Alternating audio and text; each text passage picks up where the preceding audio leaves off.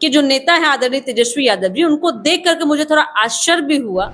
चारवाहा विद्यालय चल रहा है। अब बिहार की जनता प्रबुद्ध है, शिक्षित है, वो जानती है कि कहाँ संविधान है और कहाँ उनके हक की बात हो। मुस्लिम समुदाय को भी यह बता देना चाहती हूँ कि आप ऐसे लोगों से बच के रहिए जो आपका वोट लेता है लेकिन आपके लिए कार्य नहीं करता। नमस्कार, आप देख रहे हैं निष्कर्ष भारत और मैं हूं आपके साथ आदित्य गौरव। हाल ही में गांधी मैदान में मुस्लिम समाज का जो है रोष देखा गया है, काफ़ी गुस्सा देखा गया है। लेकिन सवाल पूछना तब जायज़ बन जाता है जब वहां पे तमाम विपक्षी दल के नेता जो हैं वो देखे गए हैं, चाहे वो वीआईपी पार्टी के नेता हों, आरजेडी के हों या फिर कांग्रेस के नेता हों। क्या विपक्ष इस चीज़ को भुनाने की कोशिश कर रही है या नहीं कर रही है? जो भी हो, मुस्लिम समाज के अल्पसंख्यक के हित की को लेकर के जदयू क्या सोचती है, इसकी विशेष बातचीत हम लोग करेंगे। हमारे साथ इस समय मौजूद है जदयू की प्रदेश प्रवक्ता डॉक्टर अनुप्रिया। सबसे पहले आपका हमारे चैनल पर स्वागत। धन्यवाद। पहला सवाल करते हैं कि कहीं ना कहीं से ठीक चुनाव से पहले मुस्लिम समाज जो है वो थोड़ा रोष में लग रहा है। क्या इससे जदयू को नुकसान हो सकता है, आपको लगता है? देखिए, माननीय मुख्यमंत्री जी लगातार अपने शासन काल में कई ऐसे योजनाओं के द्वारा मुस्लिम समुदाय से आने वाले जितने भी तमाम लोग हैं उनको राजनीतिक रूप से, आर्थिक रूप से, शैक्षणिक रूप से मजबूत कर रहे हैं। अब रहा कि आपने जिस रैली की बात की, लोकतंत्र में सभी को इजाजत है अपनी बातों को रखने का, लेकिन उस मंच पे विपक्ष के जो नेता है आदरणीय तेजस्वी यादव जी, उनको देख करके मुझे थोड़ा आश्चर्य भी हुआ। आश्चर्य इसलिए हुआ कि जिस मंच और आप भीड़ को अपना मान रहे हैं, उसके साथ में आप कैसा धोखाधड़ी किए, वह तो उनको जानना जरूरी है, पूरे मुस्लिम समुदाय के लोग। आश्चर्य कैसे हुआ? आरजेडी तो शुरू से ही वक्फ के जो है विरोध में रही है। जब से नहीं, विरोध कहाँ रही है? टीवी पे विरोध कहाँ पे रहती है? मंच पे। जब आपको केंद्र सरकार के द्वारा उचित मंच मिला, जेपीसी के माध्यम से तमाम राजनीतिक दल को इनविटेशन मिला कि आप आइए अपनी बातों को रखें, तब आप क्यों चुप्पी साधे थे? क्या आपने उस समय में अपने राजनीतिक दल होने का कर्तव्य निभाया? नहीं।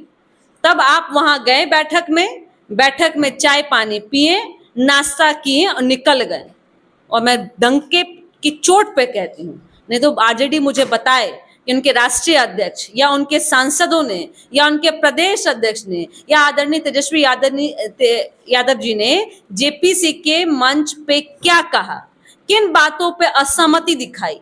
देखिए, जनता को दिग्भ्रमित मत कीजिए। अब वो बिहार नहीं है कि जहां पे आपका चारवाहा विद्यालय चल रहा है। अब बिहार की जनता प्रबुद्ध है, शिक्षित है, वो जानती है कि कहाँ संविधान है और कहाँ उनके हक की बात हो रही। जेपीसी में आप चुपचाप बैठे रहे, वहां बोले नहीं। मंच मिला, मौका मिला तो दहाड़ लिए, दहाड़ने से नहीं होता है। लेकिन हमारे माननीय मुख्यमंत्री जी ने लगातार राज्य में वक्फ डेवलपमेंट काउंसिल के माध्यम से जिस तरह से मदरसा की विकास की बात हो, या जैसा कि बिहार में पटना में आप देख सकते हैं अंजुमन इस्लामिया हॉल की बात मैं करूं, ये कई ऐसी चीजें हैं कि मस्जिद की घेराबंदी हो, कब्रिस्तान की घेराबंदी हो, अल्पसंख्यक महिलाओं के रोजगार में योगदान की बात हो, अल्पसंख्यक छात्राओं की योजनाओं की बात हो, तो मुख्यमंत्री जी कार्य कर रहे हैं। लेकिन बिहार की जनता को एक दिग्भ्रमित कर करके इसके वक्फ के मामले में यह आरजेडी उनको बलगला रही है, क्योंकि जब मौका था तब चुप्पी साधा हमने वक्फ के माध्यम से, क्योंकि हम एनडीए का हिस्सा हैं। हमसे निश्चित तौर पर राजनीतिक रूप से हम सवाल उठ रहा है। हमने जेपीसी में अपनी बातों को रखा, 5 मुद्दे पे हमने कहा कि हमारी रजामंदी नहीं है, इसमें बदलाव होना चाहिए। और हम धन्यवाद देते हैं कि उस बदलाव के बाद अब जेपीसी के माध्यम से वक्फ संशोधन हुआ है और वो हमारे हक की बात है। यह होता हक का बात करना।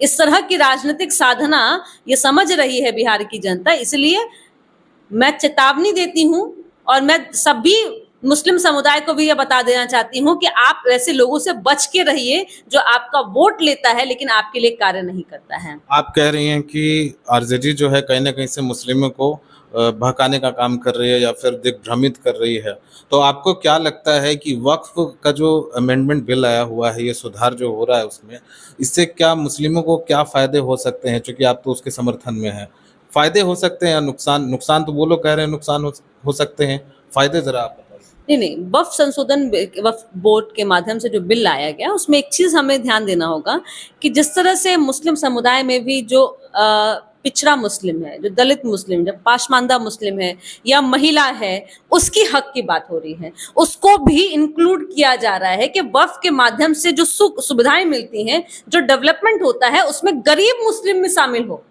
महिलाओं को भी हक मिले। तो हम तो लगातार समाज में वो पिछड़ा हुआ व्यक्ति जो निचली पैदान पे है उसकी हक की बात कर रहे हैं, क्योंकि नीतीश कुमार जी के अगर शासनकाल को देखेंगे या वर्तमान में उन्होंने जिस तरह से जाति आधारित गणना कराया उसके माध्यम से उन्होंने चिन्हित किया कि सबसे पिछड़ा व्यक्ति कौन है, उसके डेवलपमेंट के लिए क्या कार्य होना चाहिए। उन्होंने आरक्षण की सीमा को बढ़ाया, उन्होंने योजनाओं को निर्माण किया, 2 लाख रुपया भी देने का प्रयास किया। तो हम तो लगातार सभी के डेवलपमेंट की कार्य कर रहे हैं। और मैं बिहार की जनता और मुस्लिम समुदाय की जनता को मैं बता दूं कि आप तय कीजिए कि कौन आपके हक में है। आपकी वोट नहीं लेता हो, ऐसे व्यक्ति से बचिए जो सिर्फ वोट लेता हो और आपकी हक की बात नहीं करता हो। और आपने लगातार माननीय मुख्यमंत्री जी पे भरोसा जताया है और आप निश्चिंत रहिए, जब तक मुख्यमंत्री है तब तक आपकी हकमारी या आपके साथ में किसी भी तरह का गलत दुर्व्यवहार नहीं होगा। आपने बताया कि इससे जो गरीब मुस्लिम है, महिलाएं हैं, उनका फायदा होने वाला है, तो आपकी ये फायदे की बात वहां तक पहुंच क्यों नहीं पा रही? इतनी बड़ी जनसंख्या में मुस्लिम समाज के लोग कैसे आ गए? वहां पे कुछ मुस्लिम समाज के जो लोग हैं स्टेटमेंट देते हुए दिखाई दे रहे हैं कि हमारी ज़मीनें छीन ली जाएंगी, इस तरह के स्टेटमेंट दे रहे हैं। क्या ऐसा कहाँ मिस्टेक हुआ है समझाने में जनता को या फिर मुस्लिम वर्ग को? देखिए, मुझे लगता है कि राजनीतिक दल होने के नाते सभी का कर्तव्य है कि सरकार जिस तरह से विपक्ष की महत्वपूर्ण भूमिका जरूर है, लेकिन विपक्ष इसको राजनीतिक साधने का एक विषय बना लिया है। तो मुझे लगता है कि सरकार निश्चित तौर पे अपने कार्य के आधार पे उनको समझा रही है, बता रही है, और जो वो प्रयास कर रहे हैं एक तरह से डर का माहौल पैदा करने का, वैसे ऐसा ही माहौल लोकसभा चुनाव में भी पैदा करने का प्रयास किया गया। लेकिन मैं फिर कह रही हूँ, लोग आए जरूर, लोकतंत्र में सभी को इजाजत है अपनी बातों को रखने के। और बताओ, सरकार चाहे एनडीए की सरकार हो या बिहार में डबल इंजन की सरकार हो या केंद्र में आदरणीय प्रधानमंत्री मोदी जी के नेतृत्व में चल रही सरकार हो, सभी गरीब, महिला, मुस्लिमों के हक की बात हो रही है। इसलिए कुछ लोग इसको अपनी एक विफलता मान रहे हैं। मुस्लिम समुदाय में भी ऐसे लोग हैं जो मुस्लिम का अपने आप को बस एक वोटर के रूप में समझते हैं, उनकी राजनीतिक खतरे में है, इसलिए वो इस तरह के भ्रामक स्थिति को पैदा कर रहे हैं। लेकिन बिहार की जनता जानती है कि क्या सही है और क्या गलत है। धन्यवाद। ये थे हमारे साथ जदयू की प्रदेश प्रवक्ता अनुप्रिया। इन्होंने बताया कि किस प्रकार से मुस्लिमों को भड़काया जा रहा है, बहकाया जा रहा है। इनका आरोप है कि आरजेडी या फिर और भी विपक्षी दल के जो नेता हैं ऐसा कर रहे हैं, लेकिन वक्फ संशोधन बिल जो है उससे मुसलमानों का ही फायदा है, गरीब तबके के मुसलमानों का, महिलाओं का फायदा है और भी कई फायदे गिनाए हैं। इन्होंने कहा है कि नीतीश कुमार पर, अपने नेता पर विश्वास रखें, हम हमेशा मुस्लिमों के साथ, अल्पसंख्यकों के साथ खड़े रहेंगे। इसी तरह के तमाम एपिसोड्स के लिए हमारे साथ बने रहें और देखते रहें निष्कर्ष भारत।